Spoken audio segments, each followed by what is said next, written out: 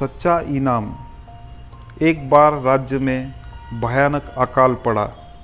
राजा ने आज्ञा दी कि अनाज के भंडार व गोदाम खोल दिए जाए।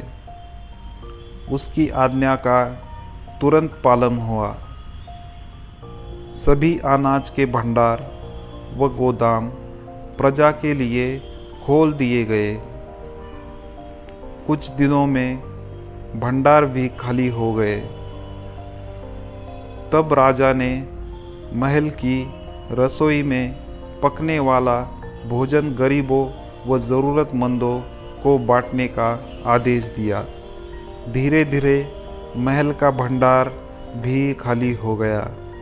हालत यह हो गई कि एक दिन राज परिवार के पास भी खाने को कुछ नहीं बचा। उस दिन शाम को अचानक एक अजनबी राजा के सामने प्रकट हुआ।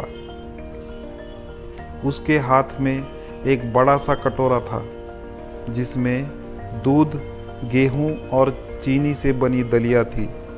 उसने भूखे राजा को वह कटोरा दे दिया, पर राजा ने उसे चखा भी नहीं। पहले अपने सेवकों को बुलाया और कहा, तुम्हारे भूखे रहते मैं इसे नहीं खा सकता।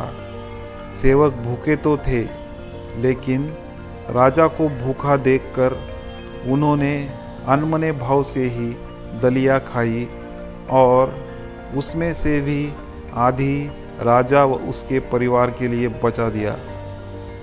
राज परिवार जैसे ही वह बची दलिया खाने बैठा, दरवाजे पर एक भूखा अतिथि आ पहुंचा।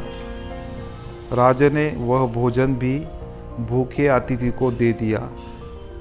वह खाकर तृप्त होने के बाद उस व्यक्ति ने अपना वेश बदला।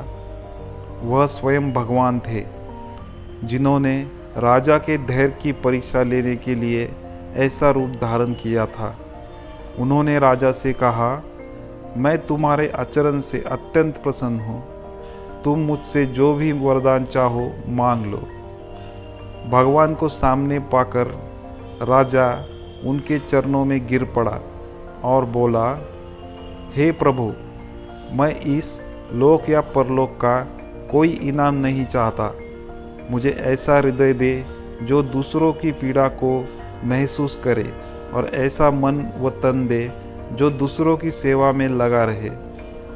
भगवान तथास्तु कहकर अंतर्ध्यान हो गए।